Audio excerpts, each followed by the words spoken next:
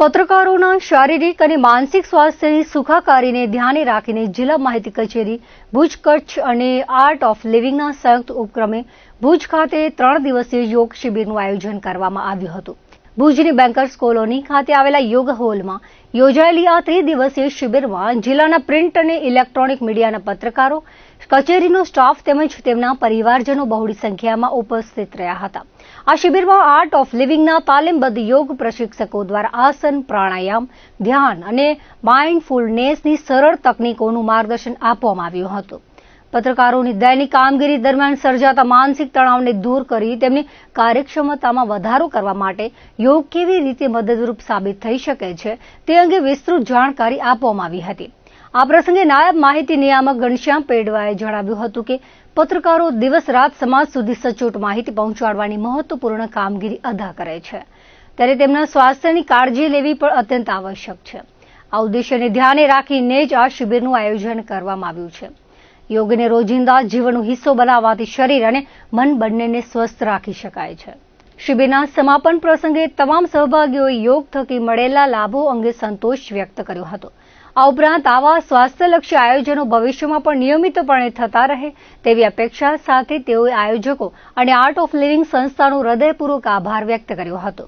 હમણાં યોગ દિવસના દિવસે પત્રકારો માટે માહિતી ખાતા સાથ સહકારથી એમનું આપણે 3 દિવસનું હેપીનેસ પ્રોગ્રામ રાખ્યું છે. આર્ટ ઓફ લિવિંગ ગુરુદેવ શ્રી રવિશંકરજી આમની રચના કરેલી છે અને દરેક જગ્યાએ આ સારા કાર્યક્રમો થતા હોય છે. જેલમાં, પોલીસ ખાતામાં કે કલેક્ટર ઓફિસમાં.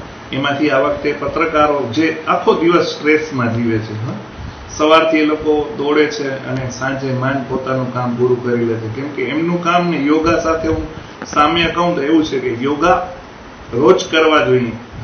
જો આજે તમે ન્યૂઝ બનાવ્યા એ કાલે મોકલો તો એ પસ્તી થઈ જાય છે. એવી રીતે યોગા પણ તમે જો કાલ ઉપર મૂકશો તો એ નકામું થઈ જાય છે.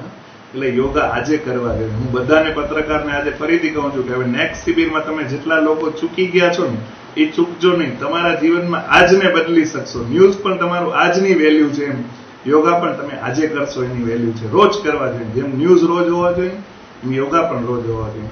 અને બીજું તમને કહું ખાસ તો કે આપણે છે ને જીવનમાં ડોક્ટર પાસે થાકશું, બીમાર પડશું, ત્યાં રોતા રોતા જાશું, તકલીફ ભોગવશું, ત્યાં કને બાટલા ચડશે, પણ ત્યાં આપણે 3 દિવસ હેરાન થઈને આવશું.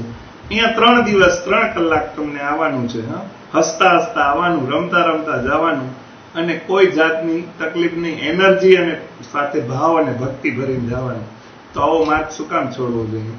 ફરીથી હું બધાને પત્રકારને આભારી છું જેટલા લોકોએ બહુ જ મને સપોર્ટ કર્યો. માહિતી ખાતાનો પણ બહુ જ સપોર્ટ કર્યો છે.